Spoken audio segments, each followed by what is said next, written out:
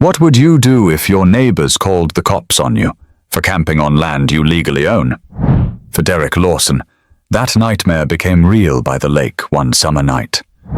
The night was supposed to be calm, just the chirp of crickets, the low ripple of water against the bank, and the faint smell of mesquite wood smouldering from a dying campfire.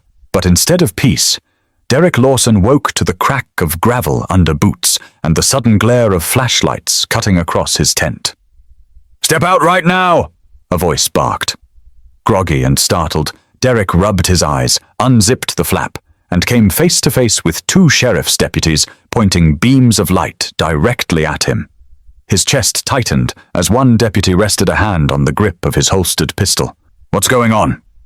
Derek asked, his voice still rough from sleep. "You tell us," the taller deputy snapped.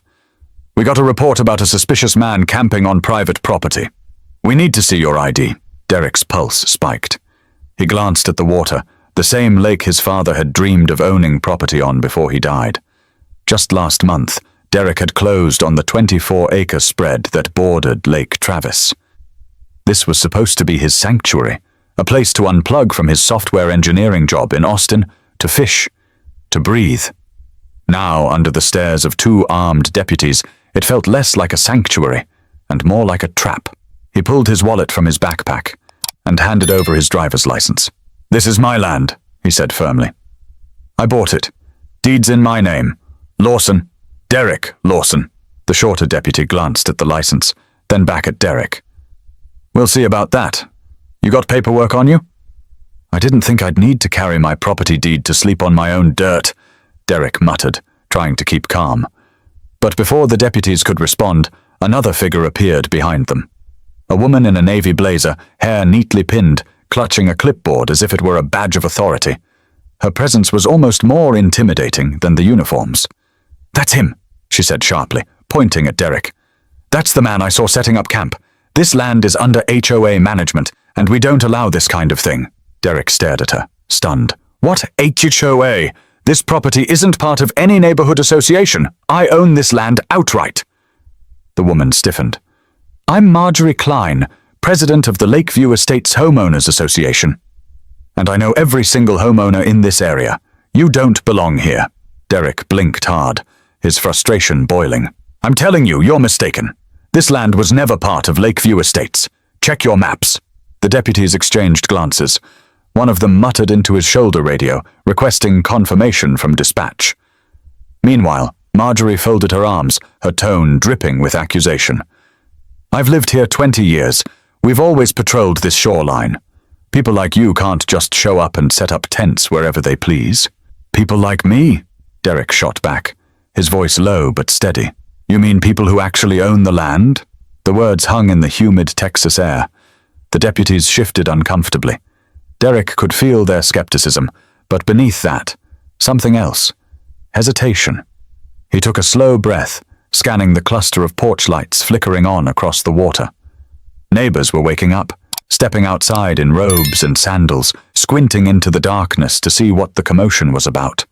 Their murmurs carried across the night, faint but sharp. "What did he do?" someone whispered. "Is he trespassing?" another asked. A young man in gym shorts shouted from a deck, "Leave him alone, Marjorie! You don't own the lake!" Marjorie whipped her head toward the voice, glaring, but Derek noticed the first crack in her confidence. "Officers," Derek said, forcing his tone to stay level. "All I wanted was to fish and camp. That's it. I'm not breaking any laws. You're standing on private property, and it's mine." The taller deputy studied him for a long moment, then looked back at Marjorie. "Ma'am, we'll need to verify jurisdiction before we proceed." Her face flushed red, lips tightening like a vice.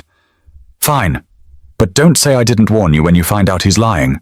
Derek felt his jaw clench. This wasn't just about a misunderstanding anymore. It was about authority, assumptions, and a line in the sand.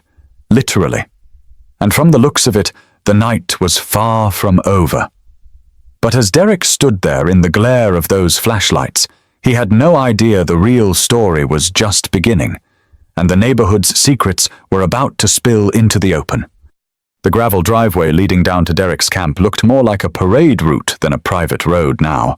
Pickup trucks idled with headlights cutting across the trees, casting long shadows that made the lake shimmer like polished steel. More deputies arrived, radios crackling. By the time Derek had fully stepped out of his tent, pulling on a flannel shirt, he counted at least 4 uniforms surrounding him. He raised both hands, not because he was guilty of anything, but because the tension in the air demanded it.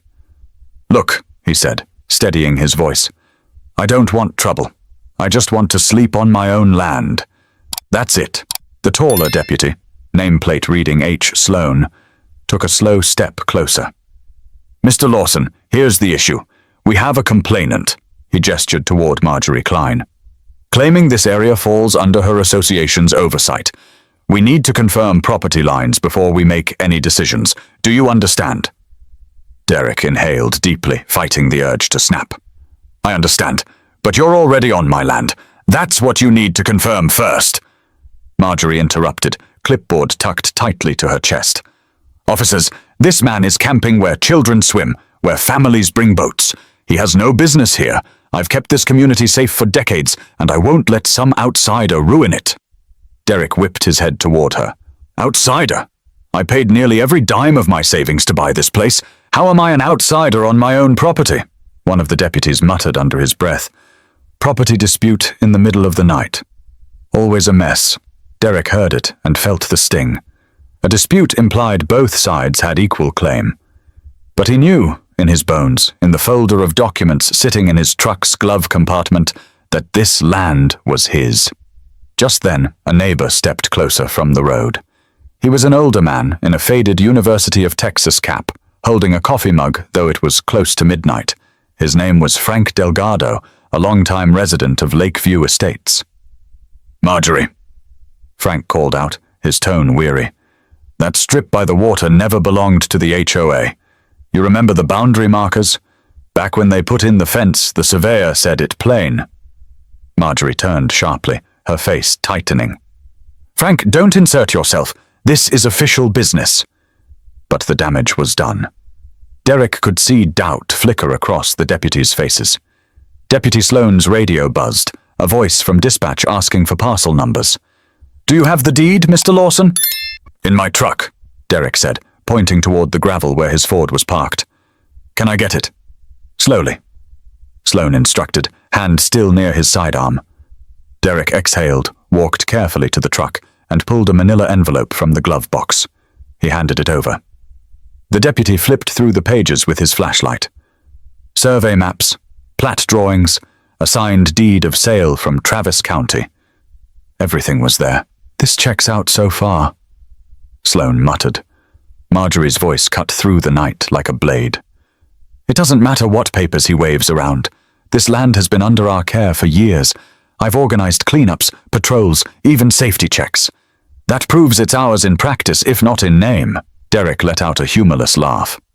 "So you've been trespassing all this time, and you think that makes it yours?" The words rippled through the growing crowd. Some neighbors murmured agreement with Derek. Others shook their heads, siding with Marjorie. "Ma'am," Deputy Sloan said evenly, "property law doesn't work that way." But Marjorie was relentless. "I know what I've seen, and I know what happens when strangers set up tents near families. I won't have this place turn into some free-for-all campground." "Strangers?" Derek shot back. "Look at my license. Look at the deed. The only strangers here are the ones telling me I don't belong."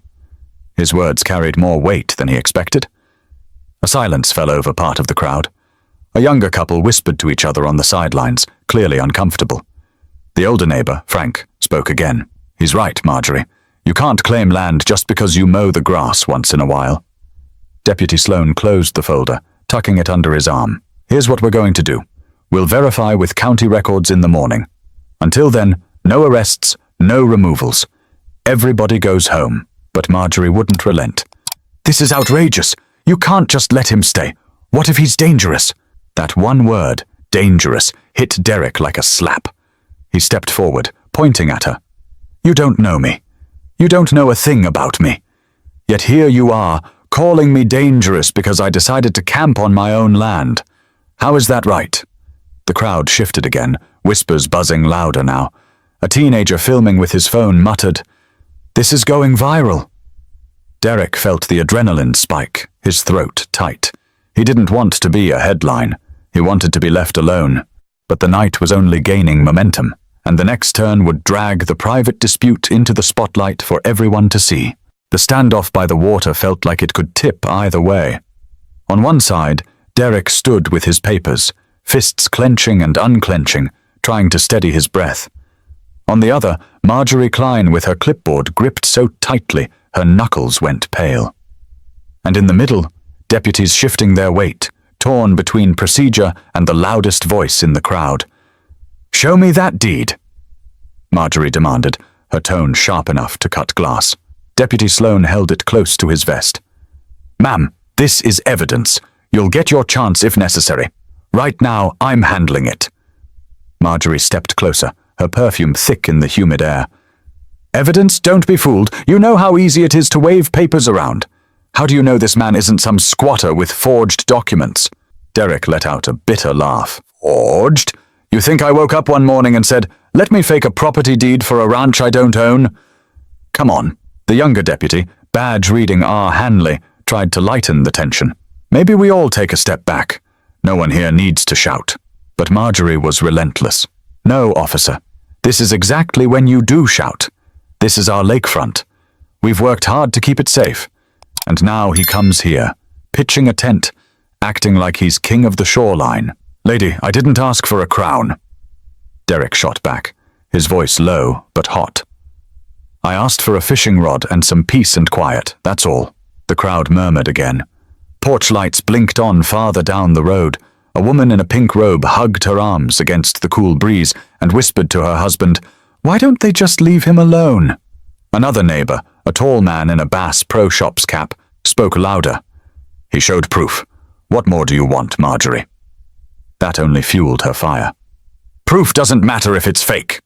Deputy Sloan raised his voice, firm now. "That's enough. Until we hear back from the county office, no one is leaving this shoreline. We need confirmation, period." Derek exhaled through his nose, feeling the weight of every eye on him. "Fine. Then let's call the county right now.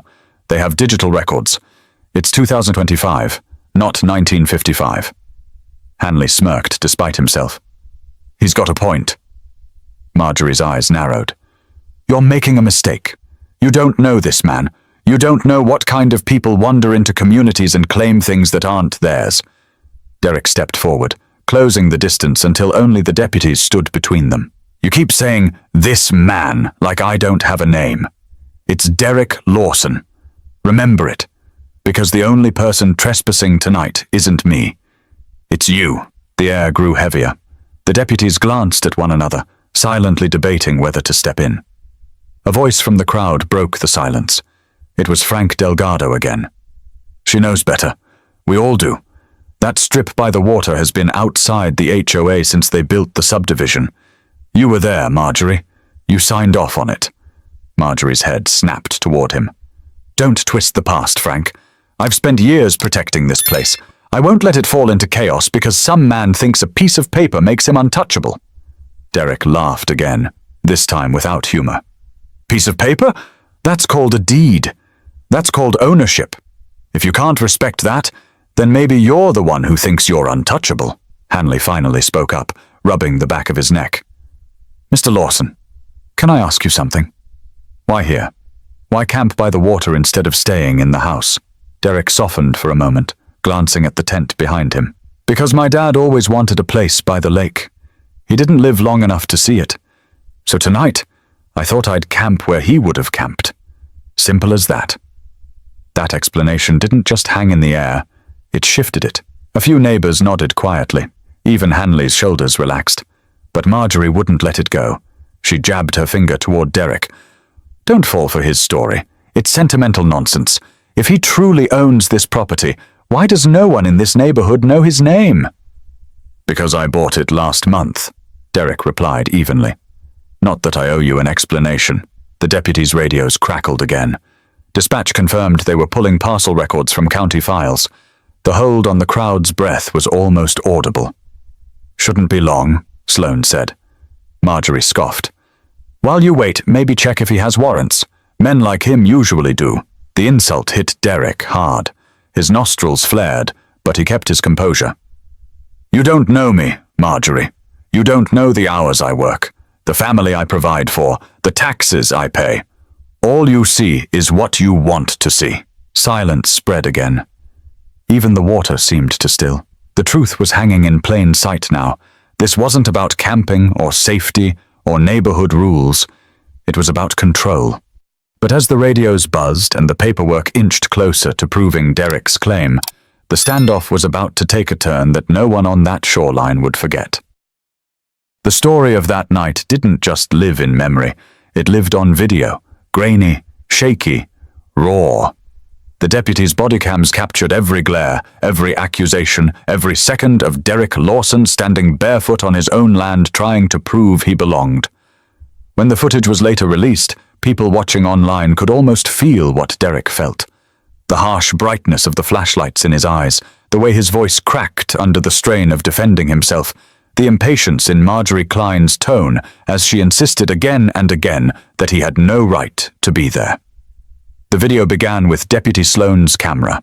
His breathing was audible in the microphone as he approached Derek's tent. The beam of light jerked across canvas, caught Derek blinking, hands raised halfway in surprise. Viewers could hear the edge in Sloan's voice. "Step out! Show us your hands!" Derek complied, looking more tired than threatening. His voice was calm. "This is my land. I bought it. The paperwork's in my truck." Already those watching could sense the imbalance. A man alone with a fishing pole and a tent, surrounded by deputies and accused by a neighbor who sounded more like a prosecutor than a concerned resident. Switch to Deputy Hanley's camera. It caught the moment Marjorie appeared, stepping forward with her blazer and clipboard, her voice sharp, almost rehearsed. "That's him. He's trespassing. This is HOA land." In the video, Derek's head turned sharply. His tone carried disbelief. "Eh? What HOA? My deed says otherwise." The crowd watching from their porches was barely visible in the footage, but their whispers floated on the microphone. "What's happening?" one voice asked. Another said, "Isn't that Frank's old boundary line?" Bodycam footage doesn't lie. It doesn't add polish. It doesn't edit. And in this case, it revealed not just a property dispute, but the layers of suspicion and bias simmering under the surface. Marjorie's voice cut through the night. "He's lying. He has no business here. I've been here 20 years, and I know this land better than anyone."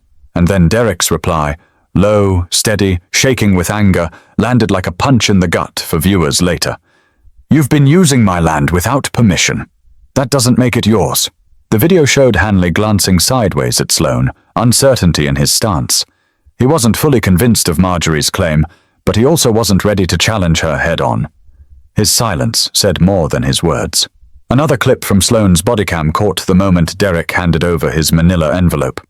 His hands shook slightly as he pulled the deed from the folder. Not from guilt, anyone could see that, but from the sheer exhaustion of being challenged on something he knew was right. Sloan held the papers under the flashlight, mumbling to Hanley. "Looks legit. Signatures line up." Marjorie lunged forward in the frame, jabbing a finger. "Don't be fooled. People forge things all the time. Look at him. Does he look like a landowner to you?" That last sentence spread like wildfire once the video leaked. Viewers online froze the frame, rewound, replayed it. Comment sections lit up. "What does that even mean?" She said the quiet part out loud. And then, in Hanley's footage, Derek's voice cut through the static. "Don't reduce me to a stereotype. My name is Derek Lawson, and this is my property. Say it with me. My property." Watching later, it was clear Derek wasn't just talking to Marjorie. He was talking to anyone who had ever been told they didn't belong, even when they did. The video also caught Frank Delgado stepping forward, his voice gravelly but certain. "He's right, Marjorie. This land was never under HOA lines. You were there. You signed the agreement." Marjorie's glare at Frank was caught in perfect clarity, her lips pressed into a thin, furious line, eyes hard. For people watching the footage after the fact, it was almost cinematic. The lone neighbor standing up against the HOA president, deputies caught in the middle, Derek holding his ground against accusations that twisted with each minute. The bodycam footage didn't just show a dispute. It showed the weight of assumptions. It showed the power of one person's accusation to mobilize authority in the middle of the night. And it showed Derek's determination not to shrink, even when the odds were stacked against him. But what it didn't show, what the cameras couldn't capture, was the quiet anxiety simmering in Derek's chest. Because while the papers in his hand proved ownership, his gut told him the fight wasn't over. But as the deputies radioed in the parcel number and dispatch worked to verify the lines, the real truth about who had been trespassing all along was about to come into focus. The radios finally crackled with more than static. The voice from dispatch carried through the humid night air. Parcel 3247B, registered owner, Derek Lawson, acquired last month from Travis County Land Auction, not within HOA jurisdiction. The silence that followed was deafening. The crowd shifted, heads turning toward Marjorie Klein as if waiting for her reaction. The deputies stood still, their flashlights lowering slightly. Derek exhaled, relief flickering across his face. But only for a moment, because Marjorie didn't back down. Her voice was sharp, cutting through the hush. That doesn't change anything. We've maintained that shoreline for years, cleared brush, paid for patrols, organized cleanups. Just because the county paperwork doesn't have our name doesn't mean it isn't ours in practice. Derek laughed, but it wasn't amused. It was bitter. So let me get this straight. You've been trespassing on my land for years, and now you think that makes you the rightful owner? Murmurs rippled through the crowd. Some neighbors looked down at their feet, others at Marjorie. One man muttered, "She did make us clean up trash over there last summer." Frank Delgado crossed his arms, his coffee mug still in hand. "I told you all back then, the HOA has no rights past the fence line. That land was county property until Lawson bought it. You knew that, Marjorie. You just ignored it." The deputies shifted uncomfortably. Hanley cleared his throat. "Technically, the records confirm Mr. Lawson is the owner. That means any previous use by the HOA could be seen as unauthorized." Marjorie snapped her head toward him, eyes flashing. "Unauthorized? I've dedicated my life to protecting this community. Without me, this place would be crawling with strangers using the lake like a public park." "Strangers?" Derek shot back. "I'm not a stranger. I'm the owner. And the only people trespassing here tonight are the ones claiming rights they don't have." The word trespassing hung heavy. It was a reversal. Suddenly the HOA wasn't the victim. They were the ones stepping where they didn't belong. A younger woman in the crowd, wearing a hoodie and clutching her phone, spoke up. "Marjorie, if he owns it, then you've been wrong this whole time. Doesn't that mean you've been leading us onto land that isn't ours?" The HOA president bristled, chin lifting. "We acted in good faith. We believed it was ours." Derek's patience snapped. He stepped forward, his voice rising. "No, you assumed it was yours because you wanted control, because you thought no one would challenge you. But now someone has, and you can't handle it." The deputies didn't move to silence him. Even they seemed caught in the truth of his words. Frank added quietly, "You should have checked the records, Marjorie. Instead, you made everyone think the shoreline was yours to govern." Her face flushed crimson. "Don't you dare lecture me. I've kept property values high. I've kept outsiders away by trespassing." Derek cut in. "By making yourself queen of land that never belonged to you." The crowd buzzed again, louder this time. Neighbors who once stayed silent now whispered about HOA overreach, about fines they'd paid, about rules that never seemed fair. The cracks in Marjorie's authority were widening. Deputy Sloan finally spoke, calm but firm. "Ma'am, with respect, the county records are clear. This land isn't under HOA jurisdiction, which means Mr. Lawson has every right to camp here." The word every echoed. Some neighbors nodded. A few even clapped softly, though they stopped quickly under Marjorie's glare. Derek felt vindicated, but only partly, because the way Marjorie looked at him, cold, defiant, told him this wasn't the end. She wasn't going to let go of power that easily. He turned to the deputies. "So what now? You going to tell her to stay off my land, or do I have to fight this every weekend?" Sloane hesitated. We'll file a report. That way, if it happens again, there's documentation. But I suggest everyone clear out tonight. It's late, and tensions are high. Marjorie sneered. Documentation? That's laughable. You'll see. This isn't over. Derek shook his head, tired but unbroken. You're right about one thing. It's not over. Because I'm not going anywhere. And neither is my land. The cameras caught every second. His voice carried conviction, the kind that sticks with people long after the moment passes. But if Derek thought the confrontation would end with paperwork and silence, he was wrong. Because what came next wasn't calm resolution, it was escalation, fueled by pride and fear colliding head-on. The night air felt charged, as if even the cicadas had gone quiet to listen. Derek stood with his arms crossed, the deed back in his hand, while Marjorie hovered at the deputy's shoulders, unwilling to concede. The crowd, once scattered and whispering, had edged closer. Porch lights glowed like watchtowers, phones angled high, recording everything. Deputy Sloane's voice carried the authority of someone trying to bring calm, though his patience was thinning. All right, folks, we've confirmed the property belongs to Mr. Lawson. I suggest everyone go home. But Marjorie Klein wasn't ready to retreat. She stepped forward, pointing at Derek with her clipboard like it was a weapon. You can't just let him stay. He's combative. He's unstable. What if he's dangerous? The word dangerous struck like a slap. Derek's jaw tightened. He took a step toward her, stopping only when Hanley raised a hand. Ma'am, Hanley said carefully. Calling someone dangerous without proof isn't helping.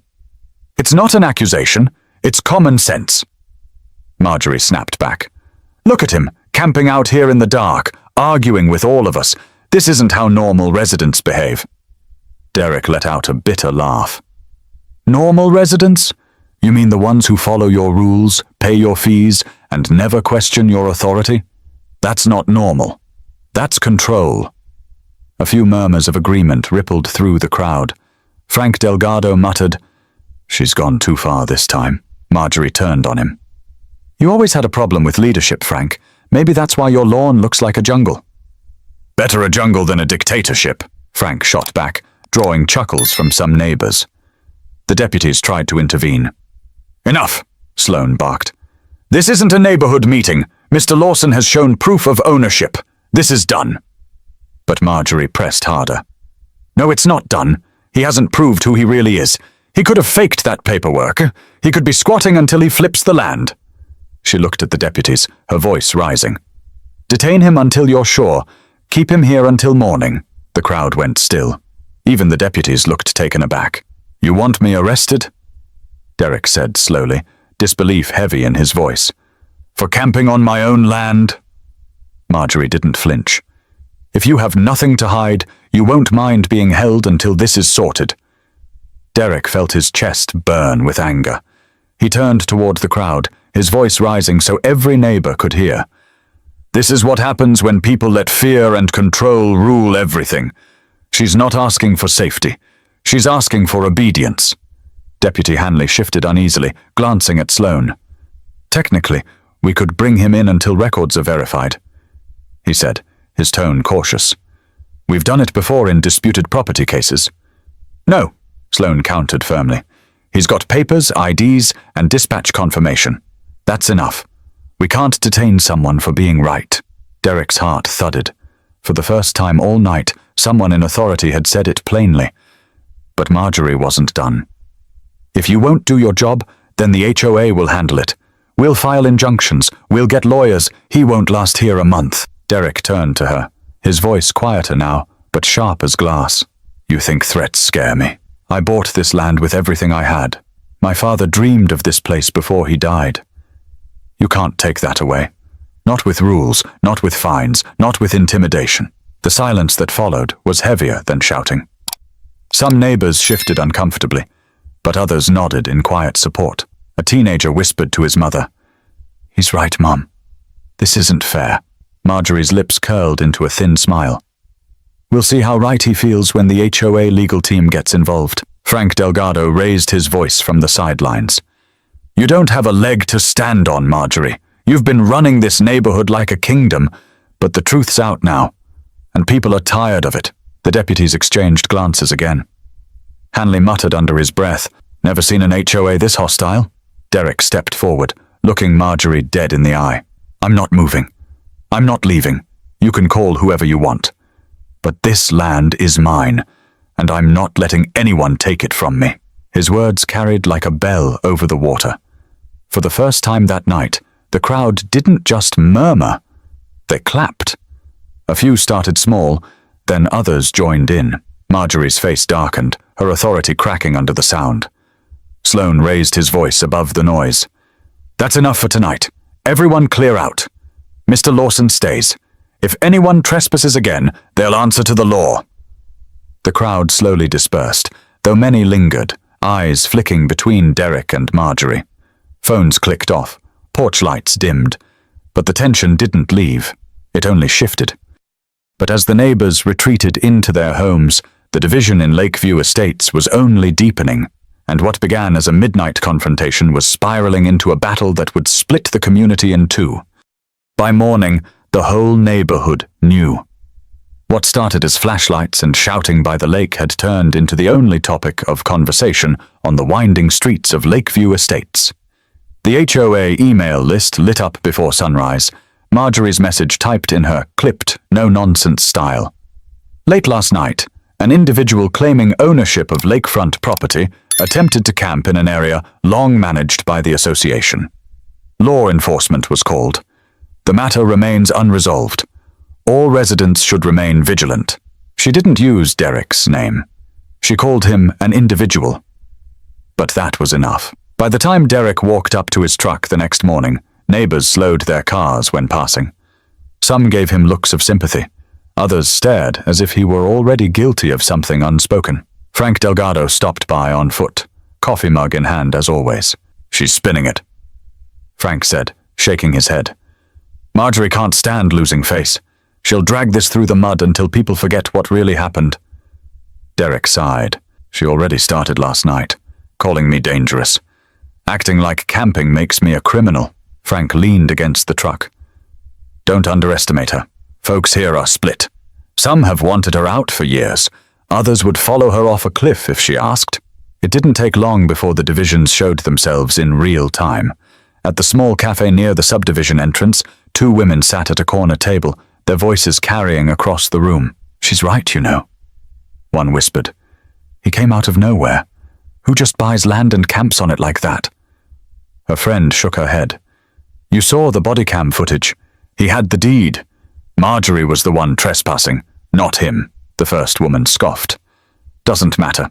People don't just appear without warning. If he wanted peace, why buy land here? Why not somewhere else?" Meanwhile, in the gas station parking lot, a teenager pulled up a video on his phone, showing his friends the clip he'd taken of Derek declaring, "This land is mine." It had already racked up thousands of views on social media. "Dude's a legend," one kid said. "Finally stood up to her," another frowned. "Legend or not, he's going to have a target on his back. HOA doesn't forgive." Back at the lake, Derek tried to shake the weight of everyone's eyes. He sat on the tailgate of his truck, staring at the water, wondering if he'd made a mistake buying the land at all. That's when another neighbor walked up, a younger woman this time, wearing jogging gear, earbuds hanging around her neck. Her name was Shannon Reyes. "I saw what happened," she said softly. "I wanted to say, I believe you. I know Marjorie. She's been overreaching for years. People just don't want to cross her." Derek looked up, surprised. "Thanks. I appreciate that." She hesitated before adding, "But be careful. She doesn't take humiliation well. If she feels like she lost, she'll double down." As the day stretched on, the split became clearer. Some neighbors nodded at Derek, offering quick words of support. Others avoided his gaze, retreating into their houses. It was as if the whole community had been forced to pick a side overnight. That evening, while Derek was cleaning up his tent, another man showed up. Tall, grey-haired, expensive golf polo. Calvin Pierce, one of the HOA board members. He didn't come yelling. His tone was measured, almost polite. "Mr. Lawson, I wanted to speak privately.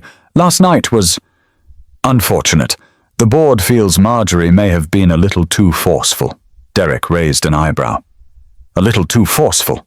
She tried to have me arrested. Calvin held up his hands. I'm not defending her tone, but you should understand, people here are protective of their routines. Change doesn't sit well. If you want peace, you might consider working with the HOA instead of against it. Work with the people who tried to run me off my own land? Derek asked flatly. Calvin's smile was thin. Sometimes it's easier to bend than to break. Think about it. He walked off without waiting for an answer. Frank appeared from across the road, shaking his head. That's how they work. Smile in your face, twist your arm behind your back. Derek looked out at the lake, his jaw tight. I'm not bending. As the sun set, the split in Lakeview Estates grew sharper. Some neighbors wanted Marjorie gone, whispering about calling a vote to replace her. Others rallied to her defense, convinced Derek was an intruder threatening the order of their community. And through it all, Derek felt the weight of being the dividing line, the man in the middle of a neighborhood war he never asked for. But the deeper the split became, the more Derek realized this wasn't just about land anymore, it was about power, and the HOA wasn't about to let go without a fight. 2 days after the lakefront showdown, Derek drove into downtown Austin with a knot in his stomach. He had an appointment at the Travis County Clerk's office, and he wasn't leaving without a certified copy of his property deed. If Marjorie Klein wanted to question legitimacy, then he would bring her the kind of proof no one could dispute. Stamped, signed, and official. Inside the office, the clerk, a middle-aged man with thinning hair named Gerald McCann, greeted him at the counter. Derek slid the property number across the desk. I need every record you have, Derek said firmly. Deed, plat maps, surveys. Anything that shows where my land starts and where it ends. Gerald tapped away at his computer, then disappeared into the back. 10 minutes later, he returned with a folder stacked with documents. This parcel isn't tricky. County sold it at auction last month, fair and square. Records go back 30 years, never part of Lakeview Estates. Derek scanned the crisp papers, relief washing through him. Can I get certified copies of all of it? Already stamped. Gerald replied, sliding them across. If anyone tells you otherwise, they're wrong. By that evening, Derek had spread the maps across the hood of his truck, letting Frank Delgado and Shannon Reyes study them. The survey lines were clear. His land jutted against Lake Travis, outside the HOA fence, outside their bylaws, outside Marjorie's reach. Frank whistled low. This is airtight. They can't twist this, Shannon frowned. Don't underestimate them. People like Marjorie don't care about facts when pride's on the line. And she was right. Because that same night, Marjorie called an emergency HOA meeting. Flyers were stuffed in mailboxes. The subject line of her email read, Community under threat. By the time Derek arrived, certified documents in hand, the community center parking lot was full. Dozens of neighbors packed the folding chairs, arms crossed, waiting for answers. Deputies Sloan and Hanley were there too, standing near the back, knowing things could turn ugly. Marjorie stood at the front, microphone in hand, her tone sharp but steady. We are here tonight because our neighborhood is at risk. A man has claimed ownership of lakefront property long cared for by this association. He has camped, disrupted, and threatened our peace. We cannot allow this to continue unchecked. The crowd murmured. Some nodded. Others looked skeptical. Derek didn't wait to be invited. He stepped forward, holding the folder high. Enough lies. You want to talk about peace? Let's talk about truth. He laid the maps across a table at the front, his finger tracing the thick black lines. Here's the county's certified survey. Here's the deed, stamped by the clerk's office. Here are 30 years of records showing the HOA never owned this land. Not once. Not ever. The room grew quiet as neighbors leaned closer. The bold stamps of Travis County shone under the fluorescent lights. Frank stood and pointed. There it is. Plain as day. Marjorie, you knew about that boundary years ago. You just pretended it wasn't real.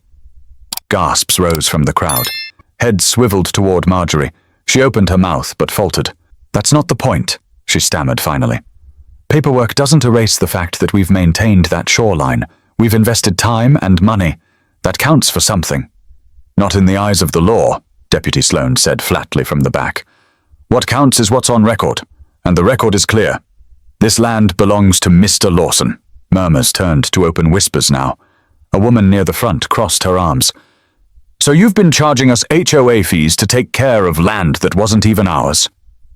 Another voice chimed in, angrier.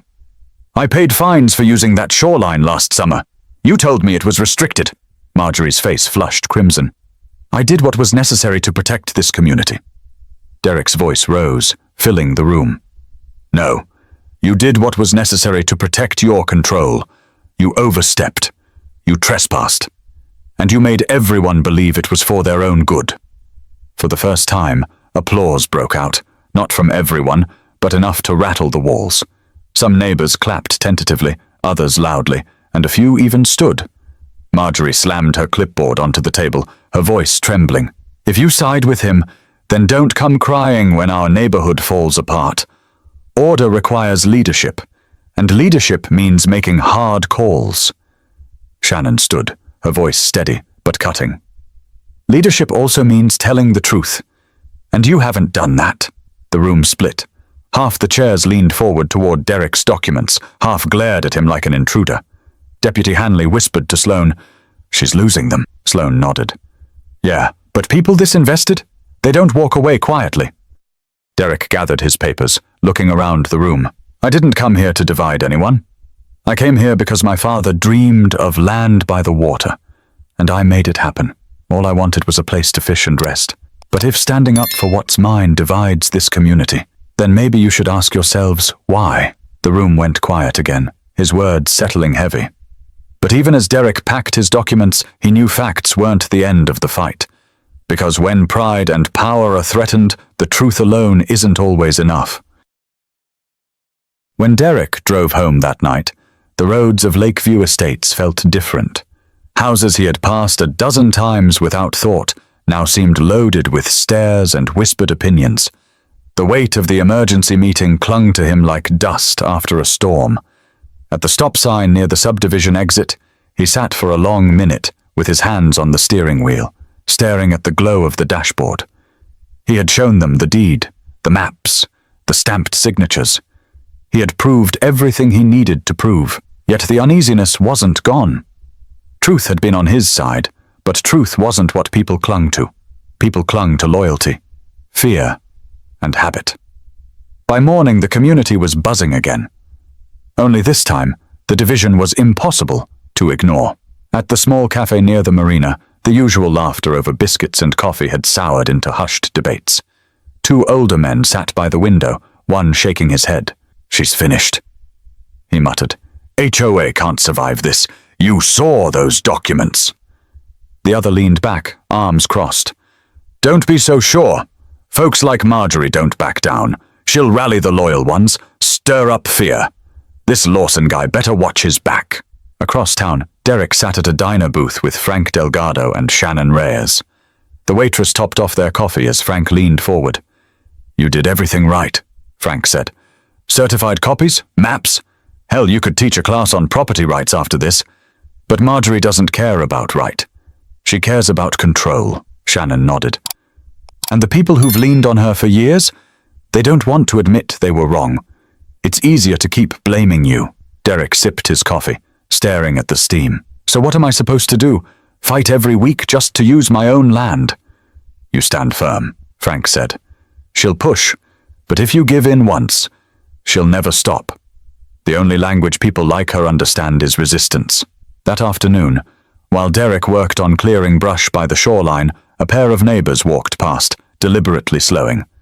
They didn't greet him. One muttered loud enough for Derek to hear. This is what happens when you let outsiders in.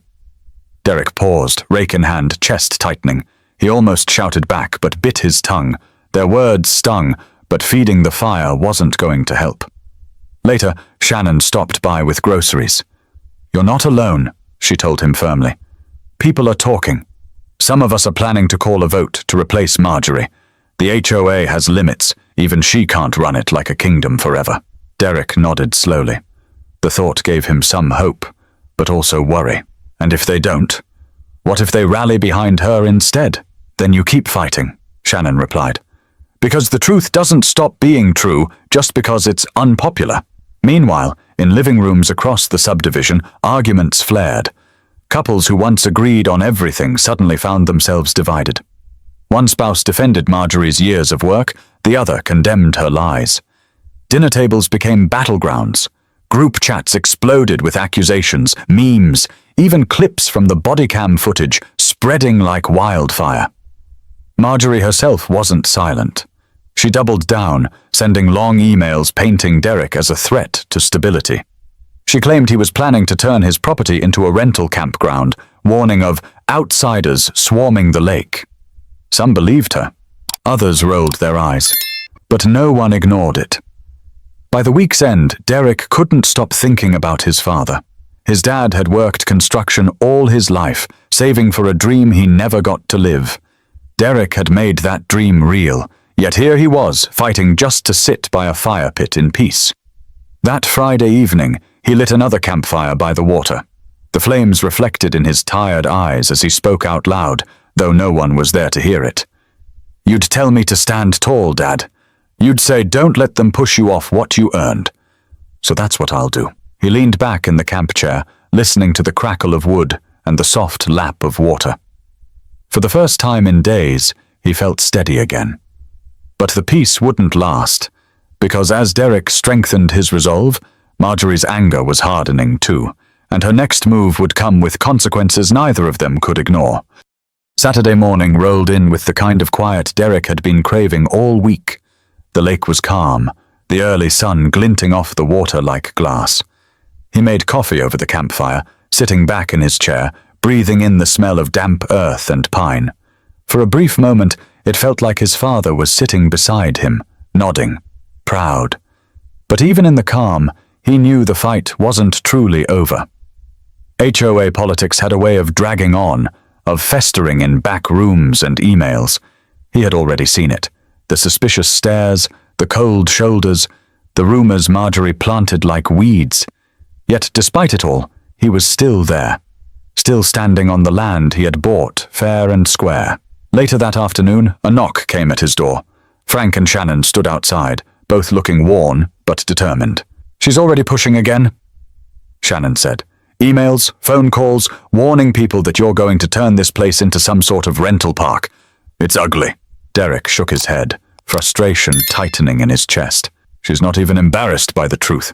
She'd rather spin a lie than admit she was wrong." Frank stepped forward, setting his mug down on the porch rail.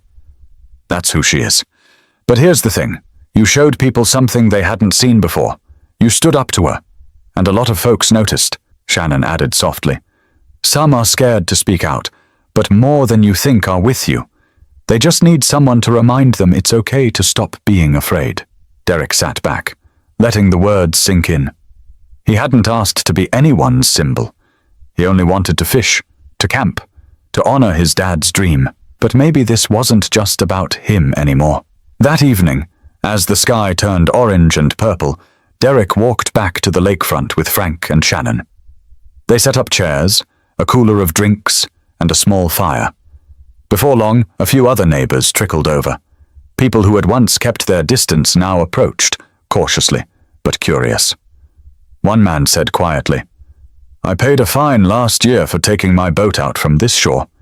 If it wasn't HOA land, then I guess I've been lied to." Another woman added, "We let her tell us what to do because we thought she was protecting us. But maybe she was just protecting her control." The group sat together, watching the fire crackle. Derek didn't gloat, didn't rub it in. He simply said, "All I ever wanted was to be here, to sit by the water without being told I don't belong.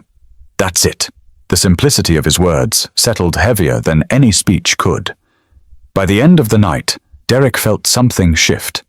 Not the whole neighborhood, not yet, but enough. Enough people realizing that authority unchecked is dangerous. Enough realizing that silence can be as harmful as lies. In the days that followed, conversations kept spreading. The HOA wasn't dissolved overnight, and Marjorie didn't vanish. But her power was cracked, and cracks only grow. For the first time, the community questioned instead of obeyed, and Derek, tired but unbroken, found strength in knowing he hadn't just defended land. He'd defended the principle that truth matters, no matter how loud the lies. Standing at the shoreline one last time that week, he whispered to himself, "Dad, we did it. We didn't let them take it." The lesson was clear. Property rights aren't just about paperwork. They're about respect. Respect for boundaries, respect for ownership, respect for people. And when those things are ignored, the cost is always higher than anyone expects. So if you're listening to this, take it with you. Don't let anyone strip you of what's yours. Not through intimidation, not through lies, not through fear. Stand firm. Because if you don't defend your ground, someone else will claim it as theirs. And if you want more stories that remind us what's at stake when we stay silent and the power of speaking up, make sure to subscribe. Because these aren't just stories. They're lessons. And sometimes they're warnings. The fight for respect doesn't end when the paperwork is stamped. It ends when people decide to live by the truth.